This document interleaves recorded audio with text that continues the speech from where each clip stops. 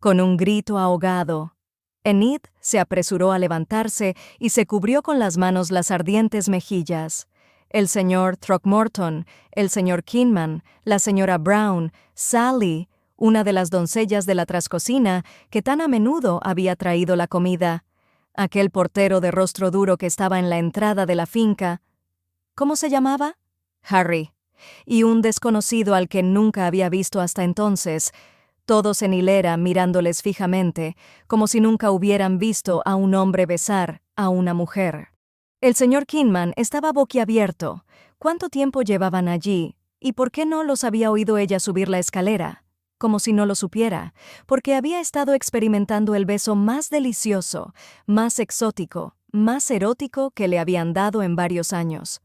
De acuerdo, que le habían dado jamás. Incluso ahora las manos le temblaban, tenía la respiración entrecortada y el calor de su rostro no se debía tan solo a la vergüenza. McLean le había hecho arder, y de haber estado a solas, si él hubiera estado en condiciones físicas, ella habría, y bien mirado, hasta qué punto tenía que estar sano un hombre para actuar entre las sábanas. Lady Halifax afirmaba que los hombres eran capaces de toda clase de comportamientos licenciosos con independencia de su edad, su inteligencia y su vigor. Enid saludó a los presentes con una inclinación de cabeza y tartamudeó. Señor Throckmorton, discúlpeme, lo siento, no les había visto. No hace falta que lo jure, musitó la señora Brown. No, por favor, señora McLean, discúlpenos usted a nosotros. El señor Throckmorton demostró su discreción al inclinar la cabeza y, sin tan solo un furtivo guiño, añadió: «Hemos interrumpido insensatamente una reunión aguardada durante largo tiempo». «No, no es cierto», quería decir Enid.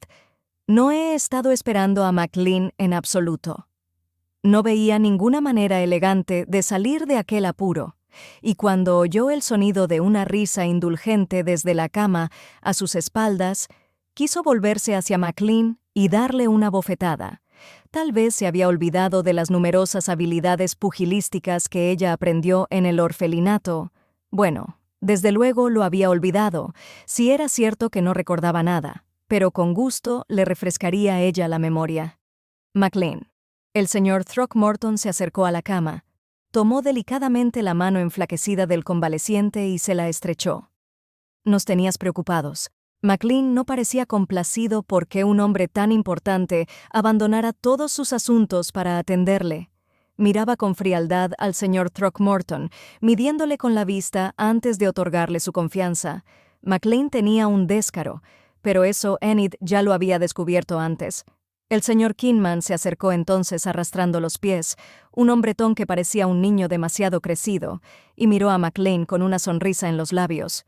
Ya era hora de que se despertara, le dijo.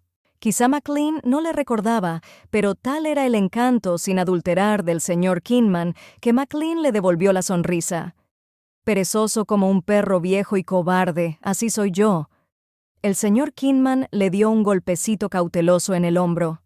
«Así es usted», dijo con voz resonante y ahogada por la emoción.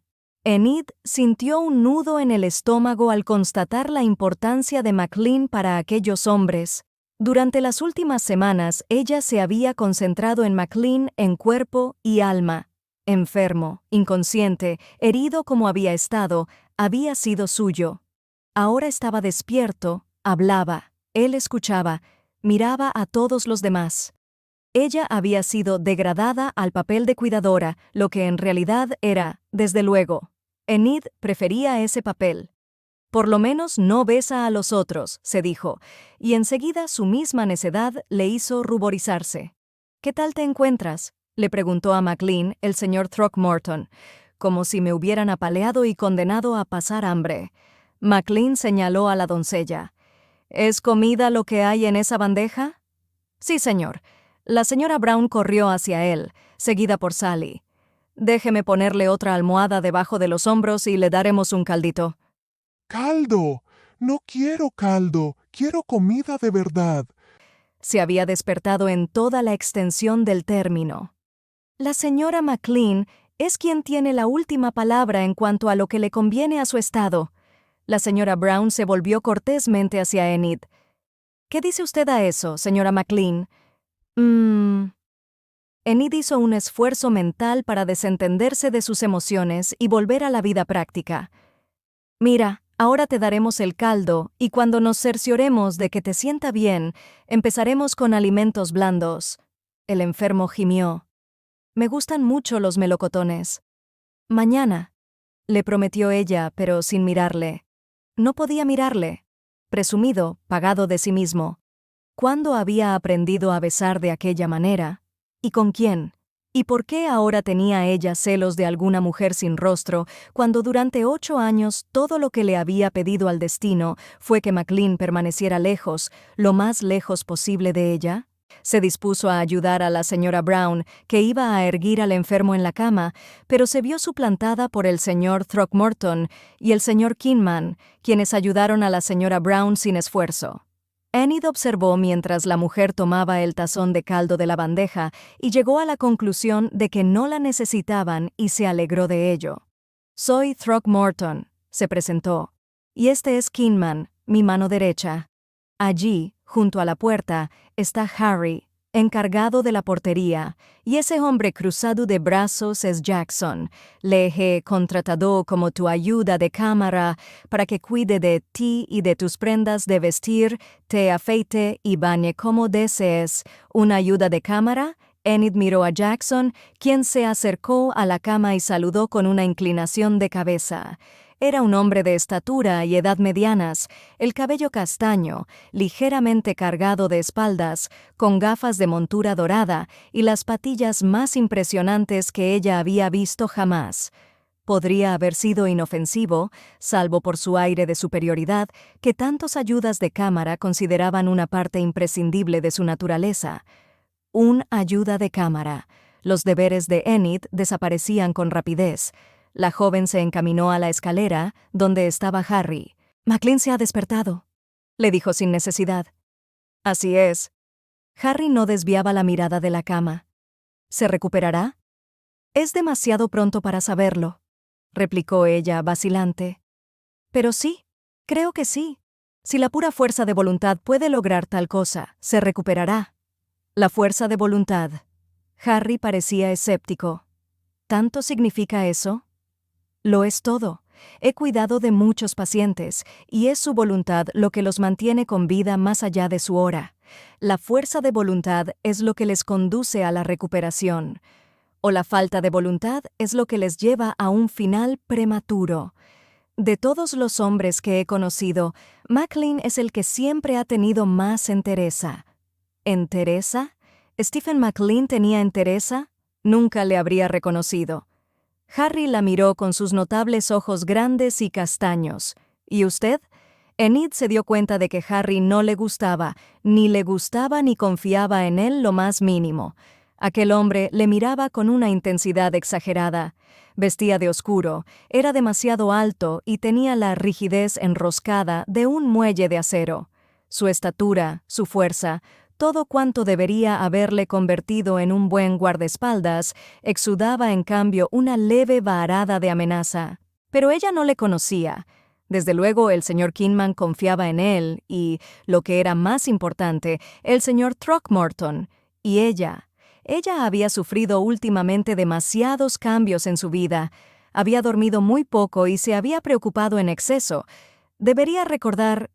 Había demostrado ser una juez muy deficiente de la personalidad. Se había casado con Stephen McLean. McLean ha cambiado mucho, se limitó a decir. «Enid», gritó el enfermo en tono irritado. «Ven aquí, Enid. Sabes que estoy demasiado débil para sostener este tazón».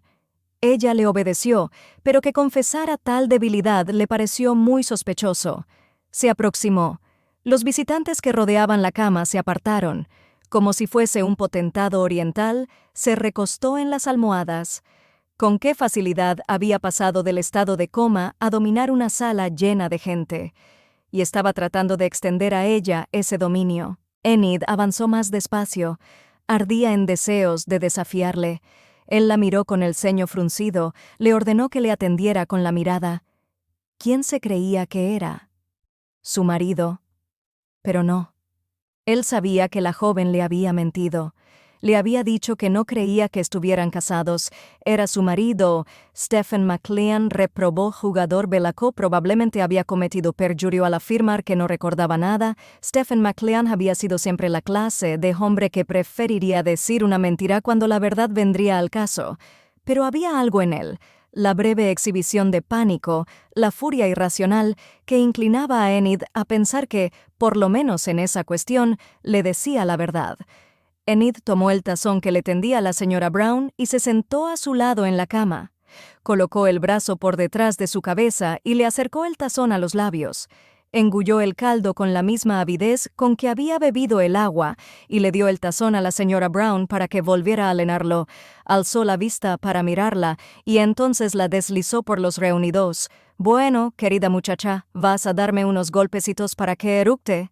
Los hombres se rieron, aliviados de la tensión creada al ver a uno de los suyos alimentado como un bebé. Las mujeres intercambiaron miradas exasperadas. Enid tomó el tazón y lo sostuvo para que McLean lo tomara. En esta ocasión, él lo hizo más lentamente y con mucha más cautela. Ella le observó como lo había hecho en las últimas semanas, confiando en que le sentaría bien, rogando para que esta vez, cuando se durmiese, volviera a despertarse. Ahora estaba despierto, y ella no podía dejar de vigilarlo. No era saludable para un hombre ser el centro de la existencia de cuantos le rodeaban, habida cuenta de que los hombres ya tenían unas ideas exageradas sobre su importancia. El señor Throckmorton miró a sus paniaguados. «Aunque ya lo sabéis, debo insistir en la importancia del silencio. Hay que evitar que en el exterior se conozca la recuperación de McLean. La fecha de mi boda se aproxima y la casa Blythe estará llena de invitados. Un solo error podría poner su vida en peligro». Todos los semblantes tenían un aspecto serio, todas las cabezas asintieron, todas excepto la de McLean, quien miraba al señor Throckmorton con un cínico interés. Tampoco Enid asintió, y una vez más se preguntó el motivo de que extendieran semejante red protectora sobre la persona de su marido. «Hablaré a solas con McLean», dijo el señor Throckmorton. Sally fue la primera en salir, haciendo una reverencia, y la señora Brown le siguió. Jackson volvió a inclinar la cabeza y entonces bajó la escalera. El señor Kinman se encaminó a la puerta y se detuvo al lado de Harry, quien permanecía inmóvil, los ojos castaños fijos en McLean y luego en Enid, aquella mirada suya seria e intensa. La manera en que los miraba hizo que Enid se sintiera incómoda. Se dio cuenta de que la cabeza de McLean reposaba en su brazo doblado y que ese gesto debía de parecer protector y cariñoso. Intentó retirar el brazo. McLean le tomó la mano y la sostuvo con firmeza. Ella podría haberse liberado, porque los músculos atrofiados del convaleciente carecían de fuerza, pero por lo poco que sabía de aquel McLean, no cedería sin luchar primero. Una lucha que carecería de dignidad. El señor Kinman puso la mano sobre el hombro de Harry. «Vamos, hombre, tenemos que beber para celebrarlo, y luego vuelta al trabajo. Hay mucho que hacer en las semanas que faltan para la boda». Tras una última y circunspecta mirada, el portero bajó la escalera. Enid intentó moverse para dejar el tazón en la mesa y marcharse, pero McLean le dio un ligero apretón en los dedos y desafió al señor Throckmorton con su tono. «Tú no. Tú eres mi mujer». «¿Ahora soy tu mujer?», se mofó Enid. «Vaya cambio en tan solo una hora». «Claro que es usted su esposa», dijo el señor Throckmorton, «y debería quedarse». McLean restregó la mejilla contra la mano de la joven. «Ahí tienes, una autoridad lo ha dictaminado. Somos marido y mujer». Enid quería darle una réplica ingeniosa, pero quedó en segundo plano mientras los dos hombres se miraban recelosamente, como midiéndose. Su concentración, la sensación de poder que emanaba de cada uno de ellos, asombraron a Enid. Supuesto, el señor Throckmorton poseía ese infatigable aire de autoridad, pero también McLean parecía tenerlo, y eso era toda una novedad para ella. «Así que va a haber aquí una boda», dijo McLean. «¿Quién se casa?» «Yo». El señor Throckmorton se dirigió a la abertura en el suelo, cerró la puerta que daba acceso a la escalera y la habitación de abajo. Señora McLean, quisiera que cerrase usted la puerta siempre que esté a solas con su marido. ¿Por qué?, preguntaron los dos al unísono. Con ocasión de mi boda vendrá aquí un gran número de forasteros y me sentiría mucho más tranquilo si supiera que no les han descubierto. Semejante respuesta no era en absoluto una respuesta, pero antes de que Enid pudiera interrogarle más, intervino McLean. Te felicito por tus nupcias inminentes. No puedo imaginar qué clase de mujer sería tan necia que se uniría a un hijo de puta taciturno como tú. McLean pareció sorprendido de su chistoso y amigable comentario. Espera hasta que la veas, replicó el señor Throckmorton. Celeste es hermosa, es encantadora, es demasiado inteligente para su propio bien. Entonces sí que te preguntarás en qué está pensando. ¿Eres rico? El señor Throckmorton asintió. ¿Y se encuentra ella en similar circunstancia? Es más pobre que un ratón de iglesia, pero me ama por mí mismo. Ni un asomo de sarcasmo coloreó su tono. El señor Throckmorton era un hombre feliz y no le importaba quién lo supiera. Las comisuras de la boca de McLean se inclinaron hacia abajo. ¿De veras te crees eso? Enid intervino entonces, consternada. ¿Cómo puedes ser tan grosero, McLean?, le reconvino. McLean le tomó la mano, que descansaba en su hombro, y se la besó. Me temo que soy un tipo grosero. Pero el señor Throckmorton no parecía ofendido por la insolencia de McLean. Apoyó los puños en el colchón y se inclinó sobre el enfermo. Aunque no lo creyera, no me importaría. Si tuviera que sobornarla para que se casara conmigo, lo haría. Haría cualquier cosa por tener a Celeste. Entonces eres un necio, dijo McLean. El señor Throckmorton sonrió. Has mentido. Sin duda como una salvaguarda. Todavía conservas la memoria. Enid se puso a la expectativa, anhelante. ¿Recordaba, en efecto, McLean? No. McLean miró al otro a los ojos. No recuerdo nada.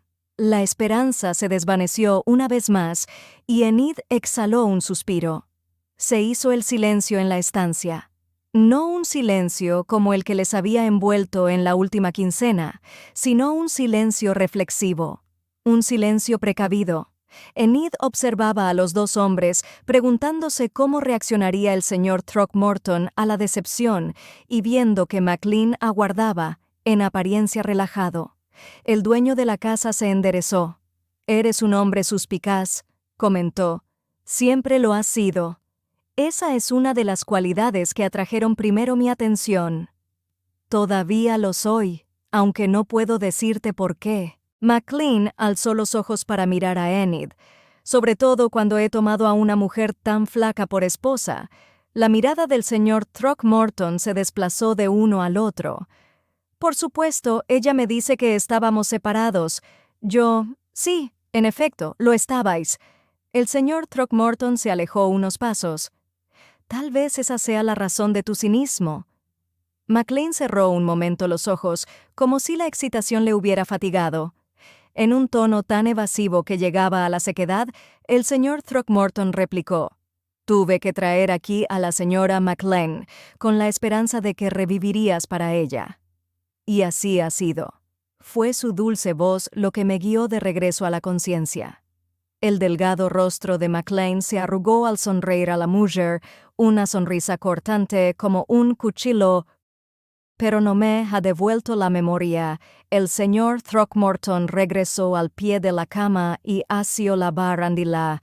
Voy a decirte la verdad, McLean. No puedo eliminar la sospecha de que lo recuerdas todo, pero me temo que puedo haberte traicionado. No obstante, si hubiera tenido algo que ver con la explosión, ahora estarías muerto. Te encuentras en mis tierras, no habría sido ningún problema acabar con tu vida. «¿Puedo tener una información que necesitas?», dijo McLean sin ambages. Así es. La tensión que había entre ellos inquietó a Enid. «Creemos», dijo el señor Throckmorton. «Confiamos en que tienes cierto conocimiento de quién puso la bomba, mató a nuestro hombre y te hirió. Si no hubiera querido que esa información se supiera, podría haber hecho que te mataran. Y ahora que sabes esto, debo preguntarte de nuevo». «¿Es cierto que no recuerdas nada?» Enid retuvo el aliento. Nada, susurró el enfermo, como si estuviera acongojado, y cerró los párpados. No recuerdo nada. Muy bien, dijo el señor Throckmorton. Te creo, no tengo alternativa. ¿Dónde? McLean pareció esforzarse por permanecer despierto. ¿Dónde están mis cosas? Enid se sobresaltó. ¿Tus cosas? Debo de tener algunas pertenencias. Si pudiera ver, tocar y oler los objetos de mi pasado, tal vez podría recordar. Saliste de la explosión tan solo con la falda escocesa y la escarcela. Mi escarcela 1. Si quiero mi escarcela. Con tanta rapidez como McLean se había despertado, se desplomó ahora sobre las almohadas. Presa del pánico, Enid se inclinó sobre su rostro. Le aplicó los dedos en el pulso del cuello y comprobó que los latidos del corazón eran fuertes. Aliviada, respondió a la pregunta tácita del señor Throckmorton. Está bien, tan solo exhausto. ¿Volverá a despertarse? Cuando se trata de la salud humana, no puede afirmarse nada de un modo rotundo, pero sí, creo que sí. El dueño de la casa suspiró. Se encaminó a la ventana y contempló el jardín. ¿Cuánto durará esta pérdida de memoria? No lo sé. Carezco de experiencia en los enigmas de la mente. Dejó el tazón sobre la bandeja y observó que su marido temblaba. He oído a pacientes decir que no recordaban nada, pero siempre me ha parecido una tontería, una historia forjada por la culpa o la locura. El señor Throckmorton se volvió hacia ella. McLean no tiene ningún motivo para sentirse culpable, dijo en un tono de enojo. Confío en que no. En cualquier caso, no tendría ninguna razón reciente. Y no está loco. Cielos, no. Enid sacudió la cabeza con un poco más de calma. No, no lo está. De acuerdo. El señor Throckmorton le tomó las manos. Aliméntele, haga que se sienta mejor. Cuando su cuerpo esté sano, su mente también sanará. Eso espero, replicó ella, aunque aquel marido debilitado le gustaba más que el físicamente íntegro que tuvo antes. Así lo creo. Le enviaré a la señora Brown. El señor Throckmorton se encaminó a la trampilla y la abrió. Cierre esto detrás de mí y ábralo solo a quien conozca. Enid le miró con fijeza, y entonces se apresuró a obedecerle. El grueso cerrojo se deslizó en su lugar con un chasquido. El cenagal en el que Enid se encontraba era más profundo y más peligroso a cada momento que pasaba, y temía que la engullera. Temía incluso más que, pese a las seguridades que le había dado el señor Throckmorton, McLean pudiera correr peligro, y ella se conocía a sí misma demasiado bien. Mientras estuviera indefenso, ella haría lo que fuese, incluso arriesgar su vida, por salvarle. Se dijo que con toda seguridad haría lo mismo por cualquier paciente. Claro que sí. No había nada en McLean y aquel beso que pudiera eliminar el resquemor de 8 años de pobreza y deudas. ¿Cuál es tu impresión de Throckmorton? Al oír el sonido áspero de la voz de McLean, a Enid se le aceleró el corazón. Se volvió hacia él y vio cómo se esforzaba por mantener los ojos abiertos, cómo su piel se había decolorado hasta adquirir la tonalidad del pergamino, cómo permanecía despierto solo gracias al ejercicio de la voluntad. Necesitas dormir. Le dijo, no estás en condiciones de hacer estos esfuerzos. ¿Qué piensas de Throckmorton? Débil como un cordero lechal. Testarudo como una mula McLean, no dejaría de preguntarle hasta que ella le diera su opinión, así que lo hizo. «Me gusta». McLean soltó una risa entrecortada. «¿Pero está diciendo la verdad?» «Sí. Quiero decir que así lo creo. No me ha dado ningún motivo para pensar de otra manera». Se acercó al lado de McLean, le alzó la cabeza y le dio otro trago de agua. «Tiene razón. Podría haber hecho que te mataran en cualquier momento. Si he descubierto una información que él quiere, y la información existe solo dentro de mi mente, entonces Throckmorton deseará mantenerme con vida hasta que le haya dado esa información. Cuando la tenga, podrá matarme. Ya. Ella no había pensado en ello. Nunca he destacado por mi lógica. Para eso me tienes a mí.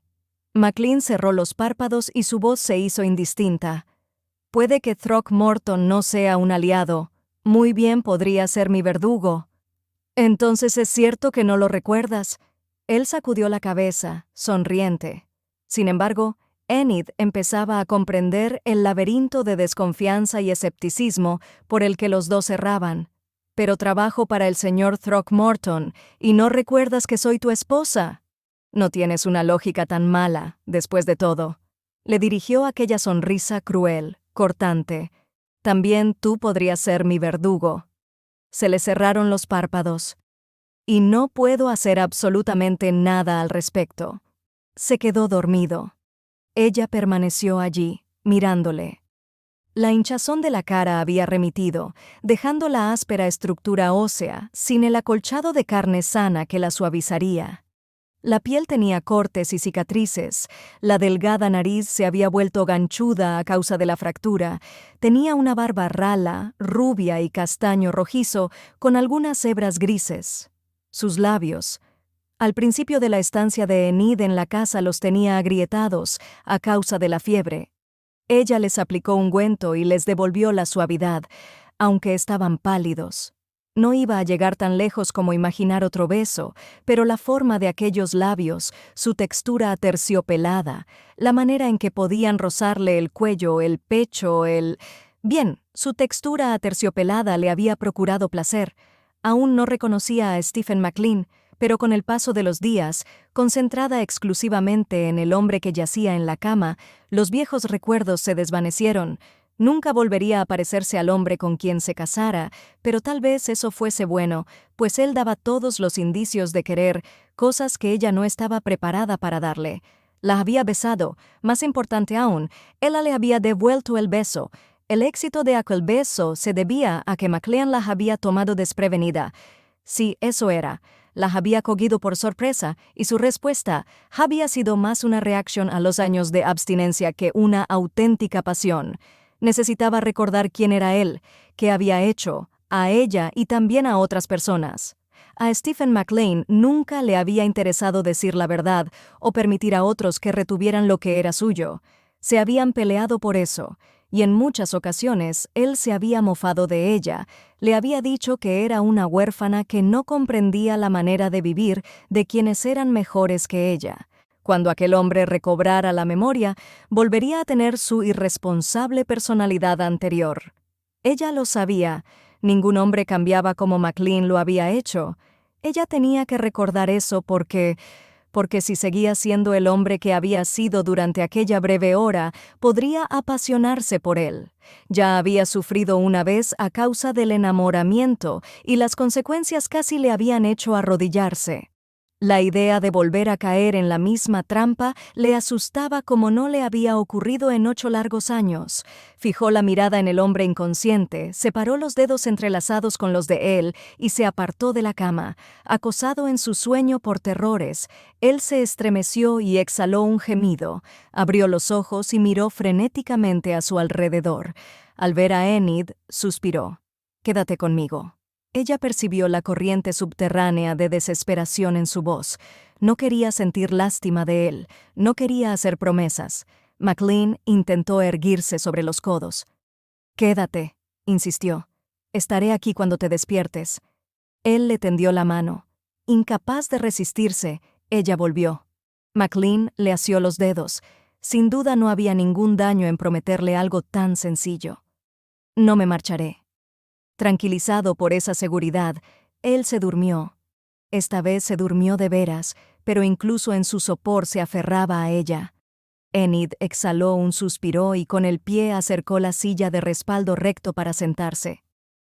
«Quiero que entiendas una cosa», le dijo al hombre dormido. «No te prometo que vaya a quedarme para siempre.